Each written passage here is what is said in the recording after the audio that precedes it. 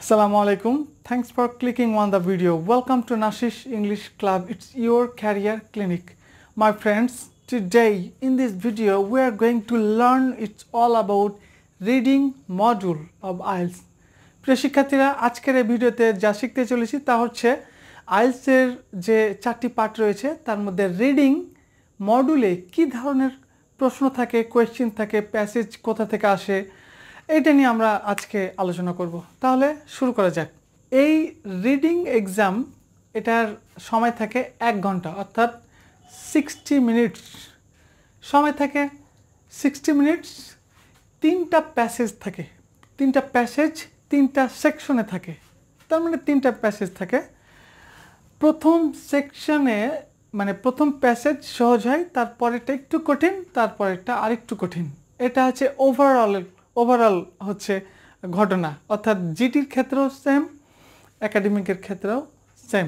প্রথমটা সহজ, তারপরটা একটু কঠিন, তারপরটা আরেকটু কঠিন। রিডিং প্যাসেজে মোট 40টি কোয়েশ্চেন থাকে, প্রতিটি প্রশ্নের মান থাকে 1। আর যেহেতু এখানে 3টি প্যাসেজ থাকে, 3টি প্যাসেজ 3টি সেকশনে ভাগ করা থাকে, প্রতিটি প্যাসেজে 13 থেকে 14টি প্রশ্ন থাকে। তাহলে আমরা ক্লিয়ার হয়ে গেলাম যে প্রতিটি প্যাসেজ থেকে 13 থেকে 14টি প্রশ্ন থাকে। সব মিলিয়ে ওভারঅল 40টি কোয়েশ্চেন থাকে। প্রতিটি প্যাসেজে 20 মিনিট মানে সময় বরাদ্দ রাখতে হয়, 20 মিনিট বরাদ্দ রাখতে হয়। এটা কেন বলছি? 3টি প্যাসেজ, তাহলে 3 দুয়ে 60 মিনিট, 60 মিনিটস। আমরা যদিও বা এভাবে এটা ভেবে নিই যে এক একটা প্যাসেজে আমরা 20 মিনিট করে সময় দেবো, তাহলে 60 মিনিট আমাদের হয়ে গেল। এই 60 মিনিটের মধ্যেই কিন্তু আমাকে অ্যান্সার শিটে অ্যান্সার ট্রান্সফার করতে হবে। মানে এই 1 ঘন্টার বাইরে কিন্তু এক্সট্রা আমাদের কোনো সময় দেওয়া হয় না অ্যান্সার ট্রান্সফার করার জন্য, তাই এর মধ্যে আমাদেরকে লিখে ফেলতে হবে সাথে সাথেই। এখন প্রথম প্যাসেজ যেহেতু সহজ থাকে, সেক্ষেত্রে আমরা এখানে 20 মিনিট বরাদ্দ না রেখে 16 মিনিট রাখতে পারি বা আরেকটু কম রাখতে পারি, কারণ প্রথম দিকে প্রথমে যে হেডিং অফ ম্যাচিং রয়েছে, আরও যে বিষয়গুলো রয়েছে এগুলো একটু সহজ থাকে, এগুলো খুব দ্রুত আমরা করে ফেলব। সেক্ষেত্রে আমাদের প্রথম প্যাসেজে হয়তো 14 মিনিট সময় ফিক্সড করলাম। তারপরে প্যাসেজটি যেহেতু একটু কঠিন, সেক্ষেত্রে সেখানে একটু হয়তো বাড়িয়ে দিলাম, অর্থাৎ যেহেতু অ্যাভারেজে 20 মিনিট সময় আমরা টার্গেট করেছি, সেক্ষেত্রে সেখানে হয়তো 22 মিনিট আমরা টার্গেট করতে পারি বা 24 মিনিট টার্গেট করতে পারি।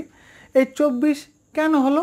20 থেকে 24 এই কারণে হলো যে 4 মিনিট যেটা আমি প্রথম প্যাসেজে 16 মিনিট রেখেছিলাম, ওই 16 ওইখানে অ্যাভারেজে যে 20 মিনিট ধরা হয়েছে সেই 4কে এখানে যোগ করেছি।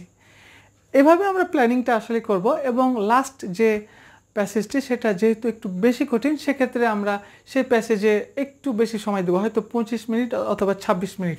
তো সেই ক্ষেত্রে আমাদেরকে প্রথম প্যাসেজে হয়তো 15-14 মিনিটের মধ্যে কাভার করতে হবে।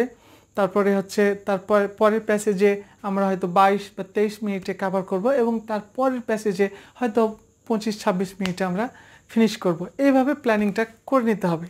এ পর্যায়ে একাডেমিক প্যাসেজগুলো যেমনটা থাকে, মানে যেমন কঠিন থাকে, সেটা কিন্তু অ্যাকচুয়ালি 12 ক্লাসের যারা স্টুডেন্ট অথবা গ্র্যাজুয়েট অথবা আন্ডার গ্র্যাজুয়েট যে স্টুডেন্টগুলো, তাদের জন্যই কিন্তু ওইভাবে প্ল্যানিং করে দেওয়া হয়, অর্থাৎ তারা যেন এগুলো সলভ করতে পারে।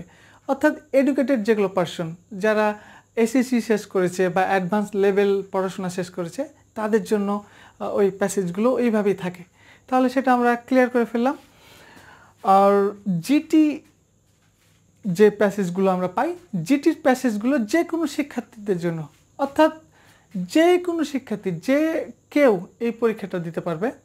অর্থাৎ যারা 5 ক্লাসের, 2 ক্লাসের অথবা কোনো পড়াশোনাই হয়তো কখনো করেনি, যা ইংলিশ পারে, তারা তাদের জন্য তাদের উপযোগী করে এই প্যাসেজগুলো দেওয়া হয়। তাহলে ক্লিয়ার হয়ে গেল। আর আরেকটি কথা এখানে বলে রাখি যে জিটি যারা পরীক্ষা দেয়, এটা একমাত্র ইমিগ্রেশন পারপাস, তারপর হচ্ছে ভোকেশনাল ট্রেনিং এ জাতীয় এবং ওয়ার্ক পারমিটের জন্য। যার কারণে এই পরীক্ষাটা যেহেতু ইংলিশ টেস্ট, তাই ইংলিশ কান্ট্রির জন্য এই জিটি প্রযোজ্য। আর যারা স্টাডি ভিসা নিয়ে বাইরে যেতে চায় বাইরে যেতে চাই বলতে ইউরোপ হতে পারে, এটা আমেরিকা, কানাডা, অস্ট্রেলিয়া হতে পারে, যে কোনো পৃথিবীর যে কোনো কান্ট্রির জন্য একাডেমিক প্রযোজ্য। বাট জিটি অ্যাকচুয়ালি কিন্তু ইংলিশ কান্ট্রিগুলোর জন্যই প্রযোজ্য। এটা এ পর্যায়ে আমরা আলোচনা করব জিটি প্যাসেজগুলো কোথা থেকে আসে। এগুলো আসে বিভিন্ন ধরনের স্ট্যাটিস্টিক থেকে, মানে পরিসংখ্যান বলতে এখন অনেকে হয়তো বুঝবে না। যেমন আমরা যদি মেডিকেলে যাই, সেখানে আমরা যে ওষুধ নেই ফ্রি, এটার সংখ্যা, এটার হিসাবটা গভর্নমেন্টের কাছে থাকে।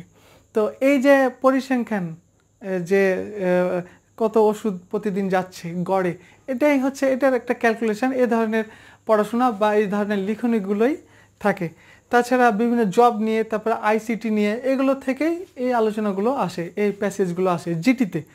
সহজ থাকে তুলনামূলকভাবে একাডেমিক এক্সামের চেয়ে।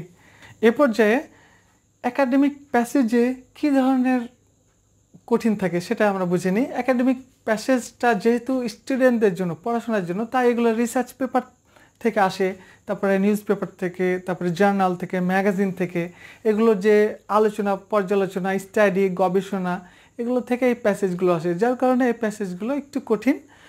মূলত এডুকেটেড স্টুডেন্টদের জন্যই এই প্যাসেজগুলো দেওয়া হয়। প্রিয় শিক্ষার্থী, আজকের এই আলোচনাটি এখানে শেষ করতে হচ্ছে। আশা করি আপনারা বুঝতে পেরেছেন আইএলটিএসের রিডিংয়ে অ্যাকচুয়ালি কতটুকু সময় থাকে, কিভাবে প্রশ্নের আনসার দেব,